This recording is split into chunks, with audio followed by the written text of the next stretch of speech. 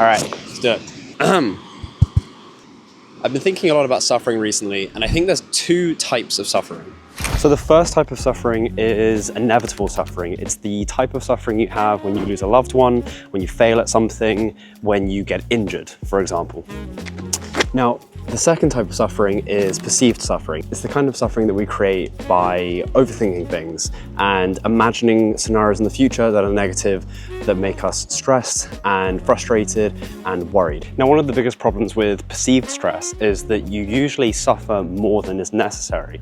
For example, you've probably been in that situation where you're thinking about something in the future, you're thinking about something that could go wrong. We all do this. It's a very typical thing for overthinkers, and it's usually your mind trying to protect you. The problem we have is that you've effectively got an infinite number of ways to worry about things that haven't even happened yet and that might not even ever happen. It would be like thinking about a meteor hitting the Earth and then worrying every single day for the rest of your life that it's going to happen. You know it's unlikely to happen, but now it's been catastrophized in your mind, so you keep worrying that it's about to.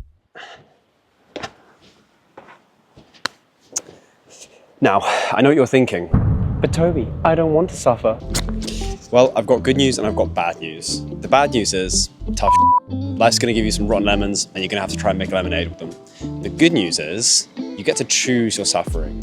Now, the way you can choose your suffering is only related to factors that you do have a daily choice in. So for example, if you don't want to have the suffering of an unhealthy body, a high injury rate, and a low immune system, then you should probably look after your health, exercise, sleep, and look after your nutrition. These are things you can do every day that will then mean that in the future, you don't have to suffer then because you're choosing to do those things now for your health. Now, you can think of what you're doing now as a form of suffering, like going to the gym, getting up early enough to have time before work to go exercise. That can be seen as a form of suffering that you choose. Eating healthily over not eating fast food or highly palatable, highly processed food is another way of, it's like a suffering, but it's a suffering that you get to choose. You don't get to have that thing that you really want, but you do get to have the thing that you want later. You don't have to have the donut now, or you don't get to have the donut now, but you do get to have the healthy body and the outcomes of a healthy body later. Now, there are nuances, of course. You can have an occasional pizza and you're gonna be fine. You can go out for a drink, you're gonna be fine. But ultimately, it's the things you do consistently over a long enough time horizon that then result in where you're going to suffer.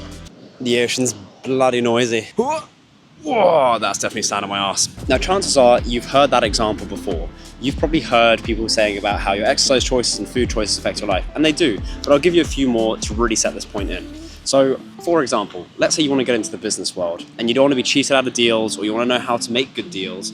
It's probably useful to educate yourself on that matter. Or if you're a student and you want to do well on your exams, you should dedicate a decent portion of each day towards your exam revision.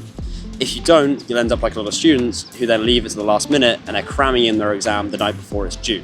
That causes a lot of stress and suffering because they were avoiding it by not doing a little bit every day. They then have to do it all the night before. Now, that may work for you. Obviously, it's your choice in life how you want to live, but you've got to consider that the equation has to balance, right? The equation of what you do. Do you want to rush the exam the night before, or do you want to do maybe a couple hours every day for a couple weeks before it's due?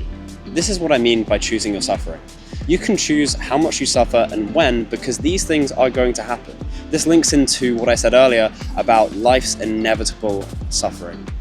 But if you get to choose how it's done, you can have a much better time in life, because it's going to have to happen. If you want to do well, if you want to be ambitious and pursue things, you're going to have to go through a basic level of discipline and hardship. I bloody brought England's rain with me.